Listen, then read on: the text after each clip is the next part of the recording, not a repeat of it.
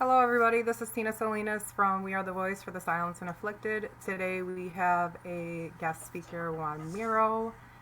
Everybody that knows yes, he is my boyfriend. We figured we would have a special edition today for people to understand that even our closest loved ones and relatives have a story as well. His story is actually kind of what brought us together. Juan, go ahead. You can introduce yourself.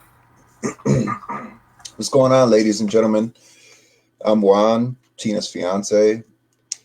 I met her on Facebook, but it was kind of weird because my niece and her daughter were really good friends, and we didn't know that.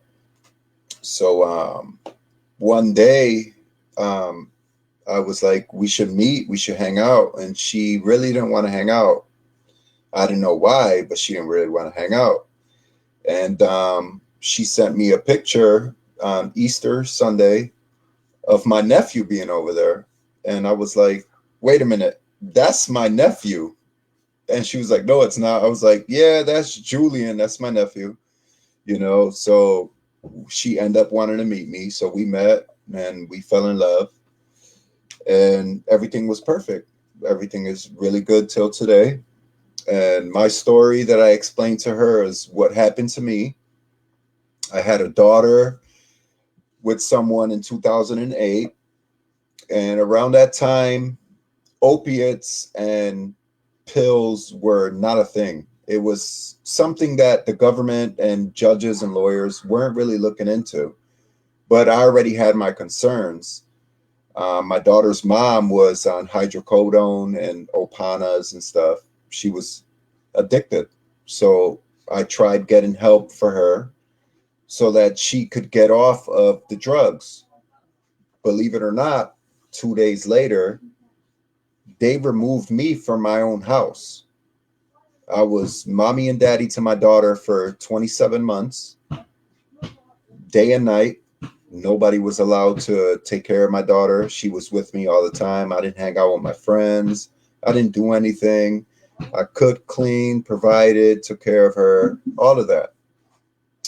Then all of a sudden, I became the bad guy because I decided to call her doctor and let them know, like, hey, she's doing something with her pills. Something's not right. She's not taking her medication the way she's supposed to. And I have a concern. I'm raising a child with this person. And how But long were you with her for? If you could explain to them how long you I were with her was I before. met her when I was 19 years old. I met her when I was 19, and then we had a kid seven years later in 2008. And after we bought a house on Parker, everything went downhill from there. She has fibromyalgia and Crohn's disease and a couple of other things, but the medications that they were giving her was like, is this helping you or is this helping you get to a level of high that nobody really wants to see you in? You know, any medication a person takes in this world has a side effect. When you go to a pharmacy and you get medication, they give you a pamphlet with the side effects of that medication. It could be whether you're in fear, you got high anxiety, you stop eating, you have sleep disorders, you start being aggressive, you start being addicted, and stuff like that. And I'm seeing this. I'm like, wow, like really this is going on in my household. So I met a guy on over the Xbox because I love gaming. I'd rather be online gaming than be out in the streets because I lived that life before. I've been there, done that. I have my stripes. There's nothing to brag about. It's nothing to talk about. But his wife at the time has a PhD in psychology. She was actually speaking with me because I was having these problems and I went to her for help. Like, is it really me? Or am I actually seeing this stuff happening in front of my eyes where I'm at home with the baby all day from 5 in the morning till 5:30 at night, taking care of the baby. And when I need a break, it's like, wow, you have a kid. I'm a first time father. I'm nervous. I was one of them guys that picked up the phone and called the pediatrician, like, her temperature is this much. How much medication do I give her? And they say a 0.5, and I would be scared, and I'll give her like a 0.3. You know, I'm scared. I'm nervous. I'm a first time dad. I don't know what I'm doing, but I learned from that. I'm like, wow, I'm raising my daughter. I'm taking care of her. This is amazing. So, being in her life as technically a single parent, what was the excuse or the reasoning why the mother was not involved like she should have been? I mean, you guys were living together, correct? Yes, we were. We were living together, and it was like she was more at work, and I was always at home. And it was always me with the baby. When my friends seen me, I was with the baby. I didn't let my daughter go to anybody's house. I didn't let the grandmother see her. I didn't let nobody pick the baby up, because it seemed like every time she went out with the baby would come back with scratches, bruises. And it's like, wait a minute. Like, I'm already overprotective. This is my daughter. Like, that's daddy's little girl. So How was one she in day, front of you? Like, how was her relationship with your child while you two were together in the same home? honestly, it was almost like when she was home, it was like, oh, she's happy to see her baby. But it's like in the background, it's like, why are you aggravated? Why are you aggravated? And you just got home. You have a daughter. You have cats and a dog. Everybody's happy to see you. You have a clean home. You have food cooked. What's making you so frustrated? So it's like almost like I felt like we were getting in the way of her getting her next fix. Like, oh, let me get a pill. You know what I'm saying? Let me take this next dose, and my reality is going to be better because I'm taking these hydrocodones or oxycodone or whatever it is that she was taking at the time. I actually have an email to my friend's wife of the list of medications that she was taking at the time, because I already was awakened on the side effects of everything. I was like, oh, she fears me. She's not sleeping right. She's not eating right. She's doing things that are weird. So it's like, I'm like, wow, I'm taking care of my daughter. I'm giving her everything that she needs. How am I the bad guy? Why did I become the bad guy? So the biggest mistake that I made in my life was picking up that phone and calling her doctor and saying, hey, something's not right here. She's taking her medication wrong. I feel like she's high all the time. Help me help her.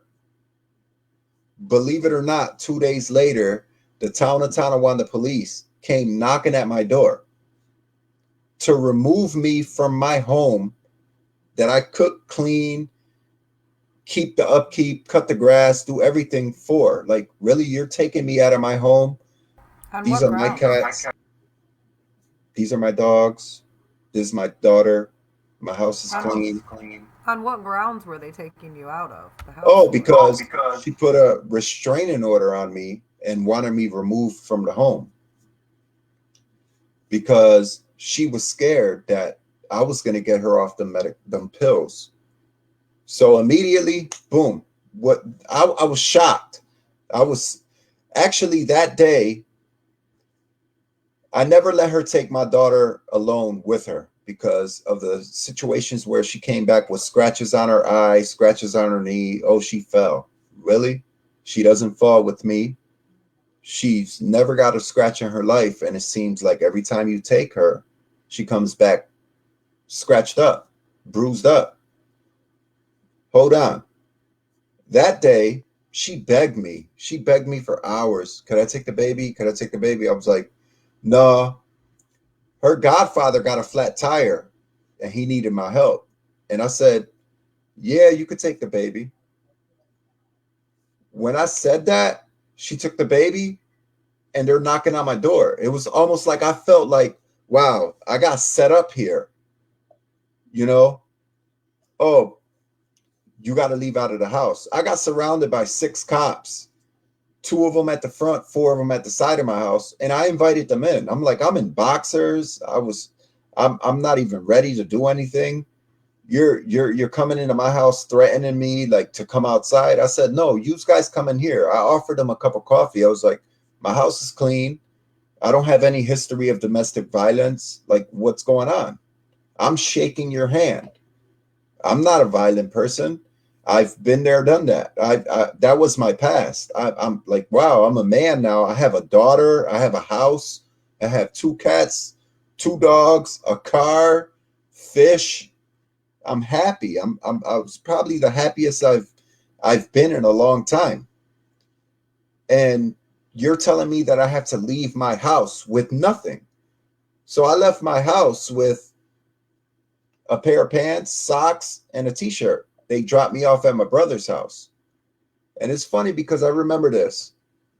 The police officer that drove me to my brother's house turned around in tears and said, I went through the same thing. My wife just did the same thing to me. And he wished me the best of luck. So I went to court. Now this became a custody battle. Now I don't know where family court is. I don't know what to do.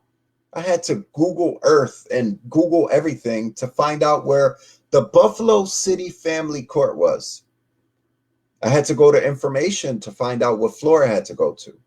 Now I'm nervous. Wait a minute before you get into family court. Whatever came about with her arresting you? Did they press criminal charges? Was it dropped? How did you wind up from getting arrested to in family court? No, I didn't get arrested. I got removed from my home. I wasn't allowed there anymore.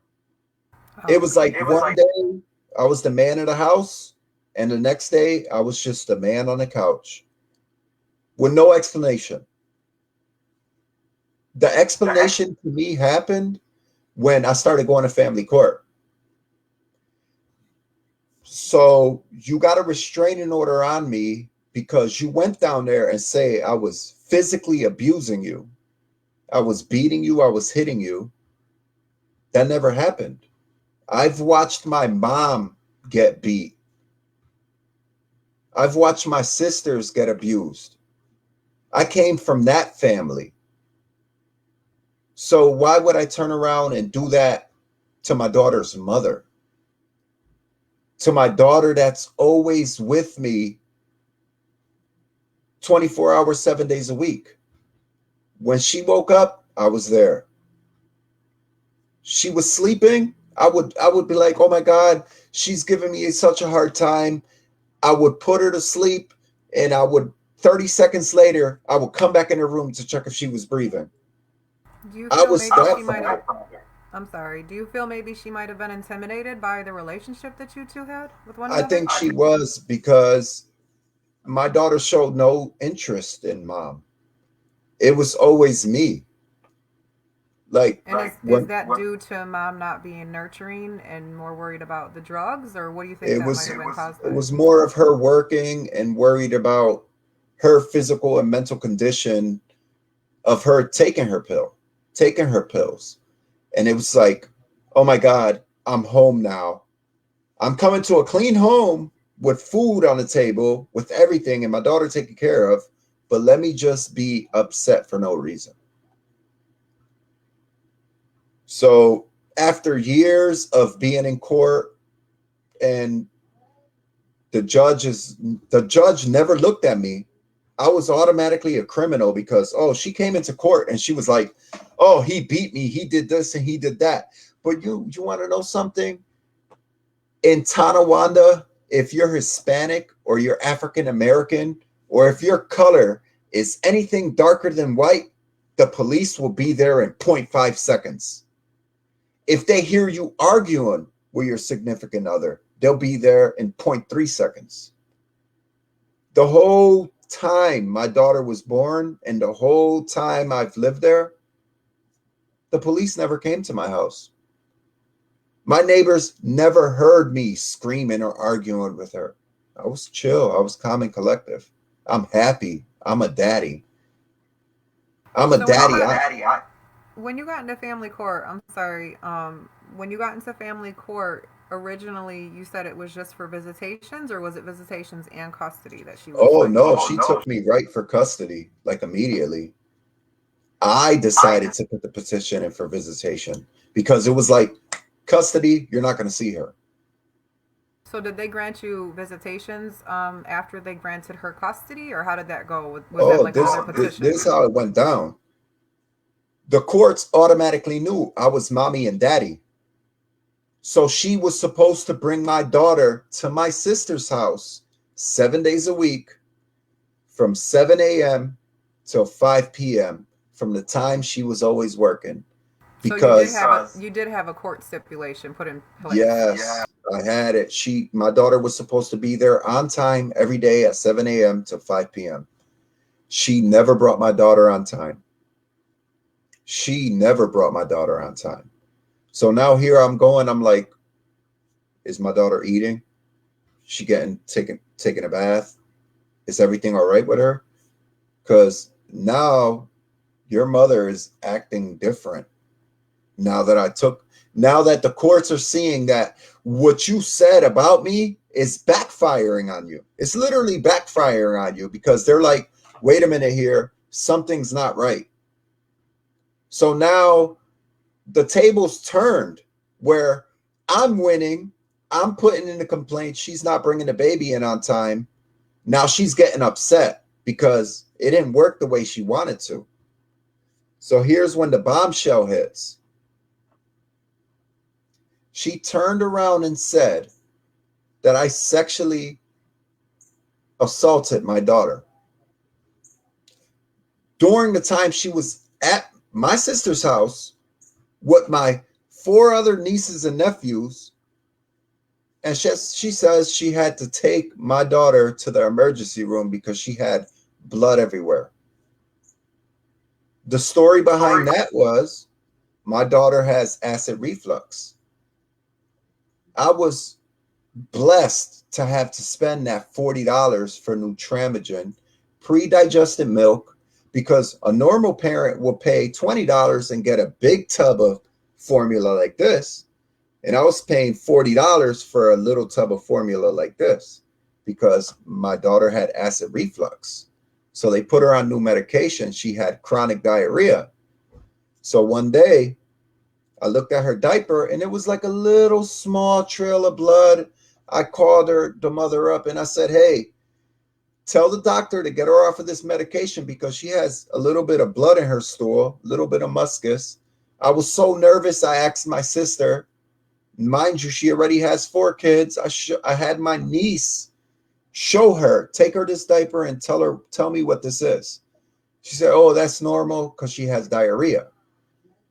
The mother turned around and took that and turned it to, oh, she had blood everywhere. He touched her. He did this. He did that. Mind you, for 3 years, they treated me like the bad guy. They treated me like I was the worst person on earth. The judge never looked at me. I'm hurt. Was there ever doctor's notes with her false accusations or any CPS reports backing up her accusations or Nothing. indications of sexual abuse? Nothing at all. It was like everybody knew she was full of shit. Everybody, sorry for cursing, but everybody knew. My family knew. My friends knew. Everybody knew. Like, she's lying. So 3.5 years, 4 years, I didn't see my daughter while they did their investigation. The judge never looked at me the entire time of, you know how the family courts work? This is how the family courts work. Especially when you're a parent and you're hurting and you're fighting for your child. You go and see the judge. Oh, we'll see you in a month. And that month comes. Oh, we're going to postpone this. We'll see you in another month. That occurred for 3 years. For three So, years. if I'm trying to follow you right, and of course, if I'm misunderstanding, just say something. But Are you saying that you put petitions in for those 3 years to get visitations and they kept denying you? I put petitions in telling them that she's using her medication wrong. I'm showing them. I'm showing the courts. I'm pleading with the courts. I'm actually like ready to fight, like ready to get physical. Like there was things I was thinking in my head to do to her lawyer because her lawyer made me look so bad. And it was things that I was doing.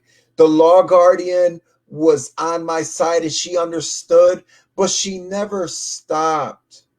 She never stopped and told the judge, like, hey, this was mommy and daddy here.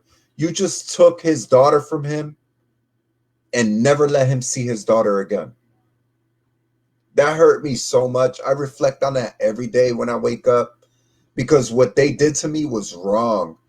What the courts did to me was wrong. I never laid a finger on her. I never did anything that she stipulated on any of that paperwork.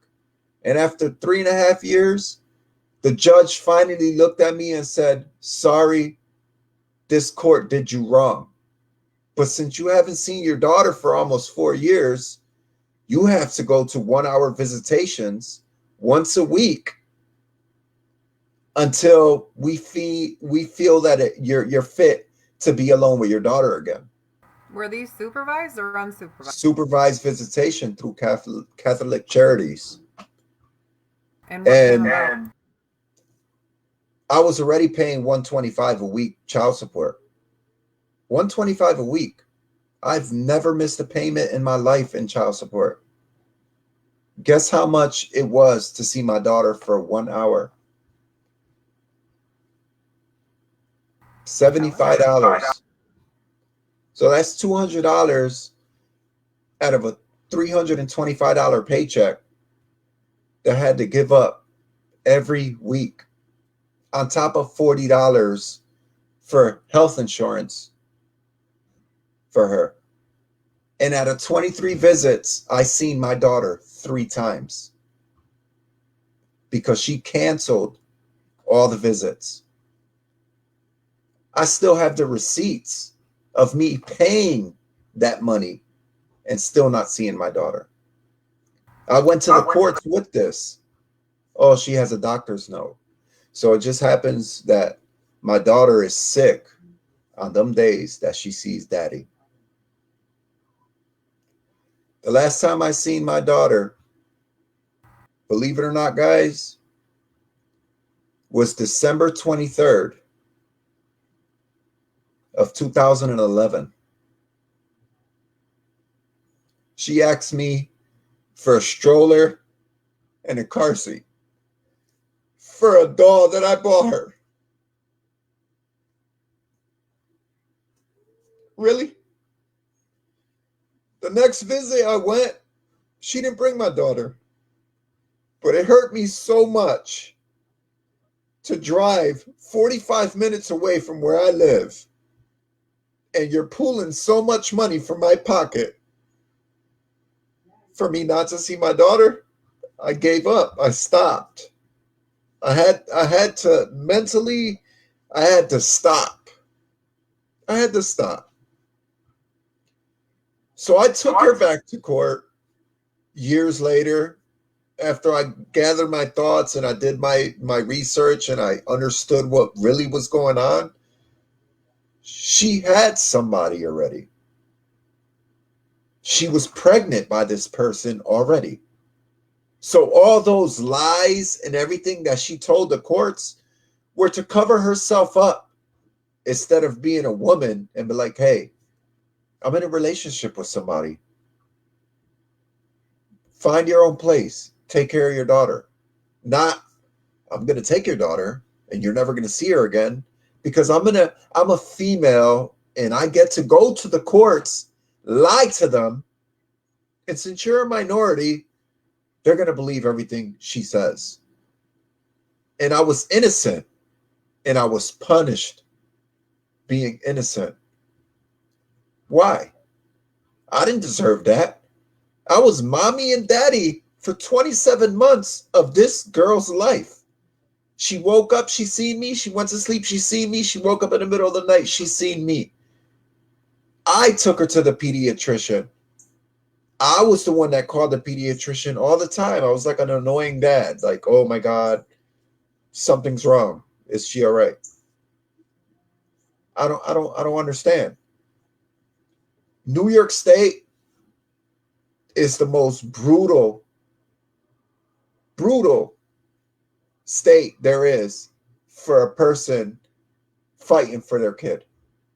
Well, I think from your perspective, because of what you went through, that's the limit right now that you have of understanding. But unfortunately, with doing these podcasts, it's all over. And we've talked about this a lot where it's systematic. And I know it's very hard and it's still emotional. And I know it's hard for you to have faith in the family court system, especially because we're kind of both going through this together, with the baby. But at some point in time, you have to say, you know what, I'm going to try again, because ultimately she is your daughter and she's going to want to have a relationship with you one time, and she's going to want to know the truth, and she's also going to want to know your side of the truth. You know what I'm saying? I understand that. And I did go again. I went twice actually after the fact. And they still hit me with, you got to go to supervised visitations. You didn't complete your Catholic charities. You didn't complete this. So I'm like, wow, okay, I will complete this. So I go do the interview again, get accepted, get approved. No show. They tell me she's non-compliant, meaning she's getting the phone calls, getting the letters, and not responding to what they're giving her or what they're telling her. So of course I take this and I go back to the courts and they tell me the same thing. It's like they're being lenient with her the whole entire time. But yet when you accuse me of doing something I didn't do, oh, I had to go to doctors and PhD doctors and take tests and sit in interviews in front of cameras with pads on my chest. Like I was some kind of serial killer. Like I was the worst person on the planet. And mind you, I'm innocent. So now me being innocent and me not doing none of the things that they said that I've done, I'm hurt. I'm scared. I'm like, wow, you're So getting there's away with this. And you're right, and it's terrible. It's an emotional roller coaster. Anyone that tries to sever a relationship between a parent and their child, we've talked about this plenty of times before, is definitely just pure evil. But there has been a big time gap now from when, the incident happened. And I know it's still frustrating and it's still emotional. But with all these years, you have to figure different judges have been put into place. And I'm not saying that every single judge out there is terrible. You might actually have a chance if you try to take it back into court, because you have just as much right as anybody else does to be in your child's life. Not over just some woman making a false accusation, even though she got away with it then, doesn't necessarily mean she's going to get away with it now. But you know what? You got to stand up, and you are putting your voice out there, which I appreciate and I respect, but you got to do a little bit more to stay strong, and you got to go back and you got to fight. They want us to give up. And again, I understand it's emotional, but because she's your daughter and she's always going to be your daughter. I always want to do this. Like I would get up tomorrow and go down there and do it. But it's almost like no matter what judge I feel that I'm going to stand in front of, it's like, wow, I'm going to bring you the facts, and we're dealing with somebody that makes 130,000 a year versus somebody that makes 27,000 a year. I have no chance. I could take my paycheck for a whole year to get a lawyer and battle against this woman that has a master's degree with honors in criminal justice. It's almost like they're like, oh yeah, he's telling the truth, he's innocent. But guess what? She's pulling more strings than you, buddy.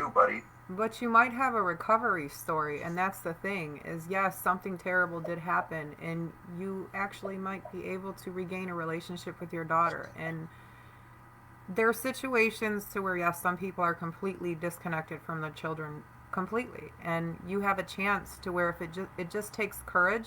And again, I understand it's very hard because the courts are very intimidating, but this happened many years ago, and you have to be strong enough. You want your daughter to say, you know what, Dad, we have. You could be sitting next to your daughter in a couple of days for all you know, and your daughter can turn to you and say, Dad, thank you. This is what I've always wanted. I really wanted to be here with you, and I wanted our relationship to work. And it took your courage for us to have this relationship now. I'm pretty sure you still want that. Who wouldn't? But you got to make the next step and just be brave enough and say, you know what, mind everything she said about me and everything that the courts did wrong about me. Now it's my turn. And you wanna know something that touches me right now, because this is something that's gonna hurt. After all she said about me being a domestic violence person, me hitting her, me doing this, me doing that, Catholic charities, when you have that supervised visitation, those people know in that file everything about you. And on that file in bold lettering, it says no contact. I wasn't supposed to have any contact with my daughter because on that paperwork, it also said that my daughter feared me. And after 2 years of not seeing my daughter, the first time I seen her, she ran up to me and screamed daddy and gave me a hug. And I looked at the counselor in fear, like, is this okay? She nodded and said yes. But they knew there was no contact. So if I did anything harmful or hurt my daughter in any way, why would my daughter run to me like that? My daughter ran to me because she knew I was everything to her. I was everything every day to her. I made her smile. She made my world. I made her day. She was with me all the time. And they took that from me. So a lot of people say I changed and my attitude is different and I have a lot of things built up inside of me. It's what the state and the government did to me. I didn't deserve that. I had to become the man that I am today, knowing that. And a lot of people don't understand. When you accuse me of stuff now, I get upset because it hurts to be accused of something you didn't do. It really does. And I defend myself. I don't want to get accused of something I'm not doing. I'm going to get angry. I'm going to get upset because I know the pain that caused. I know. I never deserved this. I don't deserve this. I met Tina and I see the stuff that she's going through right now, and he's getting away with stuff that's is unrealistic. You're I'm innocent. This man is clearly guilty, and we're both getting the short end of the stick. How does that work in a society? How does that work? Who stands up for people like us? I understand there's groups and everybody fighting for stuff to end, but when we start ringing bells, we're the ones that get silenced. But, yeah, a lot of people have that theory, but the good thing is that we're living in the generation to where we're not tolerating it. And as long as we stick together, we're all fighting for the same thing. Sooner or later, there is going to be a change. Sometimes, well, a lot of times, the change has to come within us first. Once we recognize who we are as a person and what we're fighting for and what we stand for, it kind of helps move along and help with raising awareness and putting the events up. Again, to backtrack on your situation, this is it could be very self-motivational for you, because once you actually do put the petition in, again, you don't know what the outcome is, but it doesn't hurt to try. You can win this. And then again, you have another story. Throughout all this pain, your pain can turn into, establishing a relationship, regaining a relationship, being there for your daughter. You know, I know we can't tell the future, but again, it doesn't hurt to try. And then this will give you enough ammunition to help raise more awareness for other fathers out there like yourself, or maybe other parental alienated parents, because that's technically what it was. Is you went through parental alienation. You wanna know something that I fear the most is that I'm gonna need mental support to see my daughter, to hold her, to because I don't want to relive the past. I don't want to be like, oh, this was all your mom's fault. I don't want to bombard her with the entire story with the truth, not a lie, not something that's been fabricated. I need that support to just be like, I'm going to be shaken up. I'm going to be scared. So the I'm like, first thing you actually need to start doing right now is speaking life into your world. And that's probably about the only best advice I can give right now, because you don't want to start dictating and, you know, trying to predict how your emotions might be, because then again, because of all that time loss, your emotions might steer into a different direction. The only thing you're going to worry about is just grabbing your daughter and hugging her and loving her. And you know you could do that because that was the step that you made. You made that initiative to do that. You have that chance, which you should take advantage of, because there's some people out there, their rights are terminated and they don't have that second chance to go back and be a part of their kid's life. The next step is up to you. And from here on forward, the best thing you can do is start emotionally stabilizing yourself right now.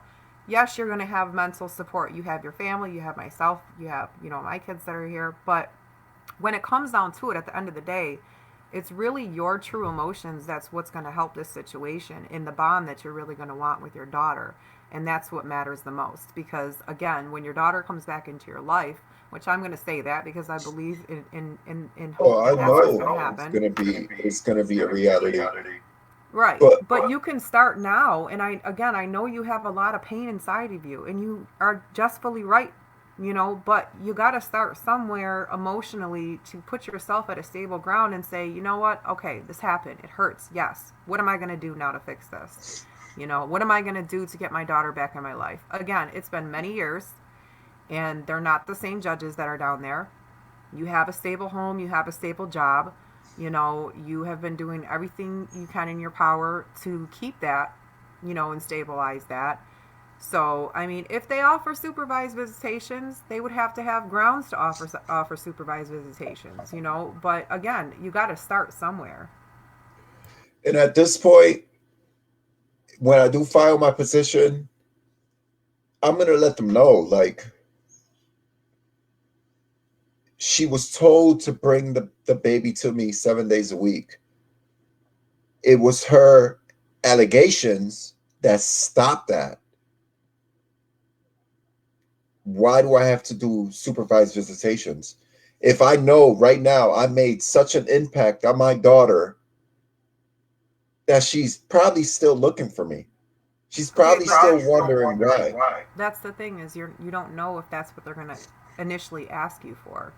And you're kind of still, and I understand why. I'm not saying what you're saying is wrong. What I'm saying is you're still living by the decisions that were made in the past. You don't know what's going to happen. You have a different path now to go down just by making that first step. And for all you know, they might automatically grant you your visitations without supervised, on top of, you might be able to file for some type of joint custody or what have you after a certain amount of time with your visits with your daughter. Again, we don't know. You know what I mean? Yeah. We know she literally tore you from your daughter, and it's a terrible thing because you can never regain that part of her life that she missed out on. The only thing you can do is make the step, be brave, do it, get your daughter back in your life, and move forward. She's gonna want to know what happened, of course, sooner or later. And that Eventually she's gonna know that she has family, and my sister, my sisters, my brother, my family, they're scared of my daughter's mom because they know what she's capable of doing. Like, I don't know what it is. I don't know what type of strings you can pull, but it's been this long, and they will even get on this podcast. They will sit here and tell you right to your face, we're not dealing with her. But somebody's got to make a stand sooner or later because she's just basically allowing this to continue. You know what I mean? Like, Yeah. you can't live in fear because of somebody's false accusations.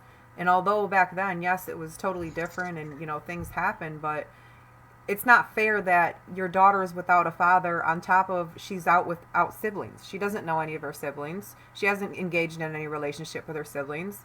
And that sooner or later, believe it or not, that's going to bite the mom right in her behind because she stole that from her daughter. And that daughter's going to become a woman one day. And she's going to have her own decisions and she's going to want to know the truth. And she's not just going to hear it from you, she's going to hear it from the rest of the family.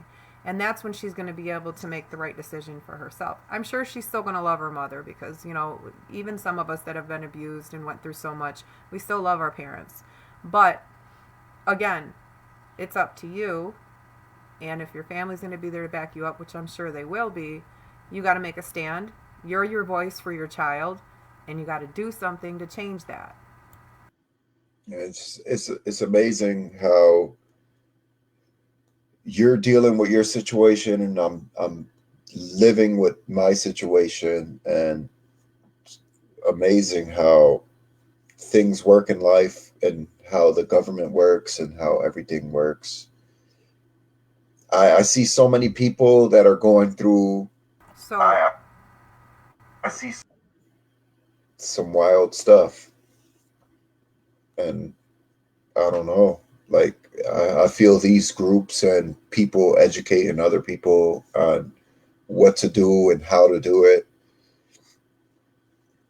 It's amazing. but that's what I'm saying is we can stand together through all of our frustration and our pain. That's what's going to help. Well, that is what helps motivate us, okay?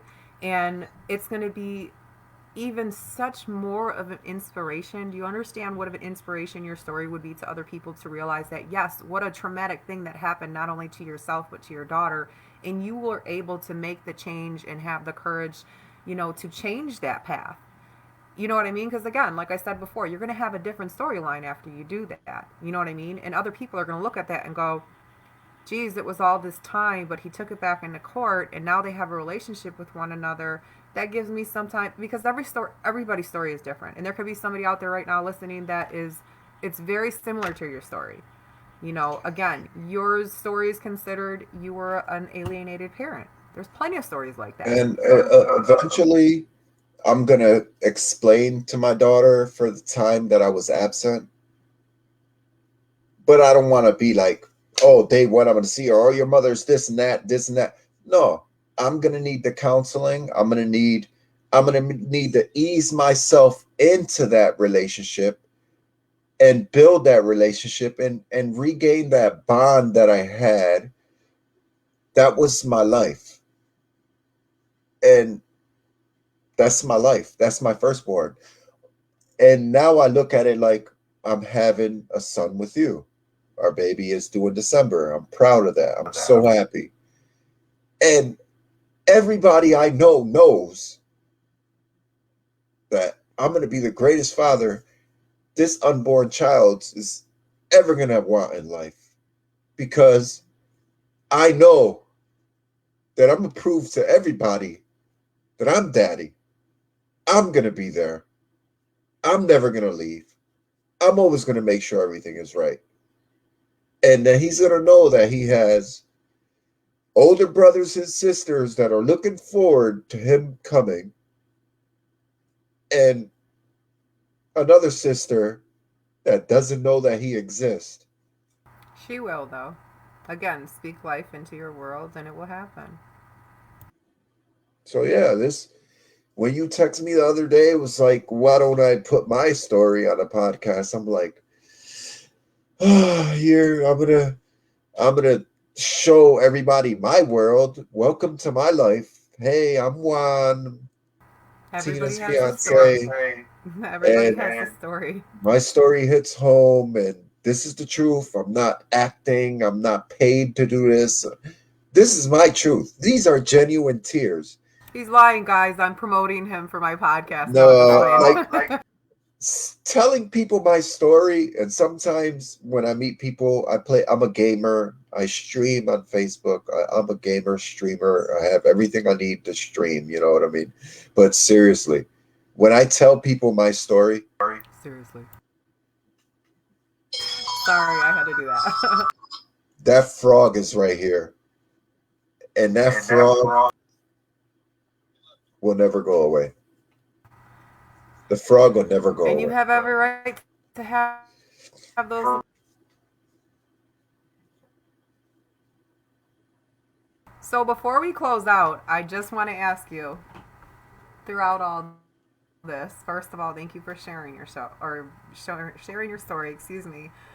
What is your? Do you have any future goals pertaining to this situation, or is there any advice that you can give to somebody that might be listening? That If you're listening and you feel like something's not right, if you're 100% there for your child, for your kid, and you're in their life, bro, go to the courts first. Don't let her go to the courts, because if she goes to the courts first, you're done for, bro. You're done for. Good luck. I wish you the all right? best. I'm about to cut you from there. No, but no, listen, it hurts a lot. It's a female thing too. They're girls, Yeah, I females, and understand, guys but both are. whatever it is, like if you're gonna protect your child and you have red flags now, and nobody has went to the courts, go to the courts and get custody. Go to the courts and do what it is that you need to do before you're in a cage, get hit with a stick, and they're waiting for you to attack. Don't do that. Trust me, save yourself the agony, the pain, the day to day. It really hurts. It really hurts. Messenger audio. And what do you plan on doing from here on out, as far as your situation is concerned? Well, first I'm gonna mute my group chat from calling me every 30 seconds because That sounds reasonable and respectful. um I wanna go down to the courts, and with this pandemic and Delta variant and blah blah blah, I'm looking at it like I do have a chance. I do have a fighting chance, and when I do go down there, I'm very scared of bringing back what I've dealt with already, bringing back what I fought for 5 years. You understand? You've been in the courts for 2 years with this man. I did it for 4.5, almost 5 years. For a judge to finally look at me and said, "Sorry, we wronged you." All right, yeah, I see we're going to have to get some counseling for you real quick. No, just playing, babe. No, you're going to go down there, you're going to file a petition, you're going to have the courage, and then you're going to come back maybe in about a couple months and redo your story and tell everybody, And hey, have guess my what? daughter next to me and be like, "I hate my mom." You know what I'm saying? No, Okay, no, that's not what we're pushing I'm for. We're pro only messing parents. around. Okay, so thank you again, Juan. I appreciate you telling your story. If you guys can please just remember to go to care2.com and file the petition for family court and CPS reform. Again, this petition is specifically designed to protect domestic violence and child abuse victims. Also, check out We Are the Voice for the Silenced and Afflicted. And I also want to remind anybody else that wants to tell their story, you can either private message me at Tina Salinas, or you can go through the group chat.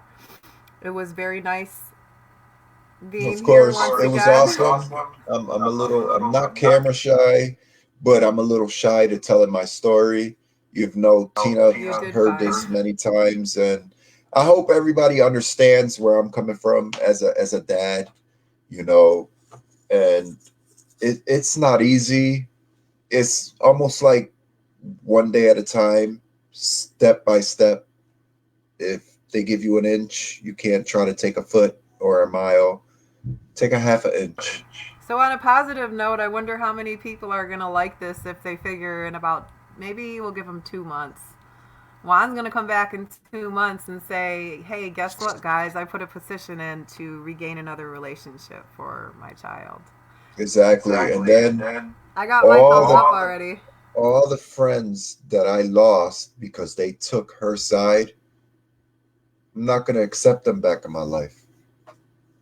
Well, we don't need to worry about that anyways because you've regained friends and family and you're going to be so much better off anyways. Let's stick to the positive. All right, guys, we're going to be ending this show. Thanks again, Juan, for sharing your story.